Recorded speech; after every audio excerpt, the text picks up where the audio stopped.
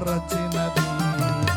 యేసయ్యా యేసయ్యా యేసయ్యా నా యేసయ్యా యేసయ్యా యేసయ్యా యేసయ్యా నా యేసయ్యా.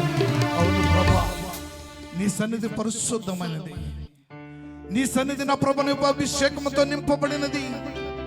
ఈ యొక్క అభిషేకంతో నింపబడిన ఈ స్థలంలోకి వచ్చిన ప్రతి బిడ్డ నా ప్రభ, ప్రాణాత్మ దేహములు నా ప్రభ, నీ కొరకు నా ప్రభ అర్పింపబడినవై, నీ కొరకు నా ప్రభ పిలబడిన వారుగా ఇదిగో లోకముల నుండి రక్షించుకున్నావు. లోకముల నుండి రక్షించుకోవడమే కాదు, నీకు ఒక బలమైన సాధనంగా ఉండాలని, ఒక పాత్రగా ఉండాలని మీరు ఏర్పాటు చేసుకున్నావు.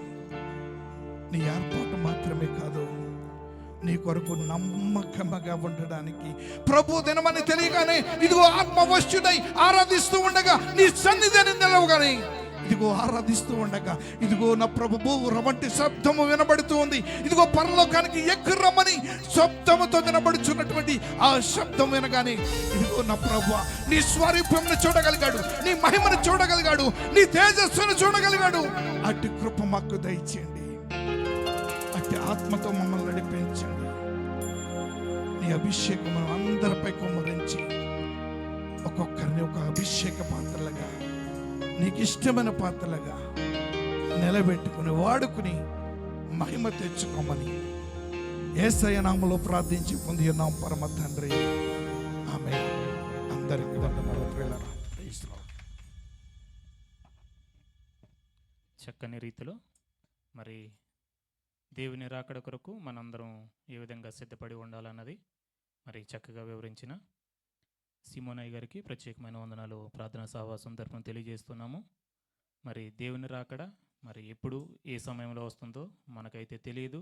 మరి ఆయన దొంగ వలె వస్తాడు కాబట్టి దొంగ ఎవరికి మనకెవరికి చెప్పాడు కదండి. మనందరం కూడా ఈ రాత్రే ఒకవేళ దేవుని రాకడైతే మనం ఎత్తబడే గుంపులో ఉంటామా, విడవబడే గుంపులో ఉంటామా? మన పాప జీవితాన్ని ఈ రోజు నుంచైనా వదిలేసి మరి దేవుని వైపు తిరుగుతూ దేవుని ఎడల భయభక్తులు కలిగి జీవించాలని నేను ప్రేమతో తెలియజేస్తున్నాను. ఎందుకంటే మరి బైబిల్ గ్రంథంలో ప్రకటన గ్రంథంలో దేవుడు రాయించిన మరి సూచనలన్నీ కూడా ఒక్కొక్కటిగా జరుగుతూ ఉన్నాయి. రాజ్యం మీదకి రాజ్యము, జనం మీదకి జనము మనం కల్లారా చూస్తూ ఉన్నాము. మరి ఇకనైనా మనం మరి మన పాప జీవితాలను వదిలేసి మనందరం కూడా సిద్ధపాటు కలిగి ఉండాలని నేను ప్రేమతో తెలియజేస్తున్నాను. అలాగే ఈ సమయంలో కానుకలు ఎత్తబడుతూ ఉండగా గంటా శ్యామల గారు వచ్చి ఒక పల్లవి చరణం పాడి దేవుని మహింపరచవలసిందిగా కోరుతున్నాము. ఈ కానుకలు ఇక్కడ ఈ ప్రార్థనా సహవాసం మెయింటెనెన్స్ కొరకు ఎత్తబడుతున్నవండి, ఎవరో కూడా అన్యత భావించవద్దు. ఇక్కడ మనం కరెంటు వాడుకుంటున్నాము, ఈ ప్లేస్ వాడుకుంటున్నాము.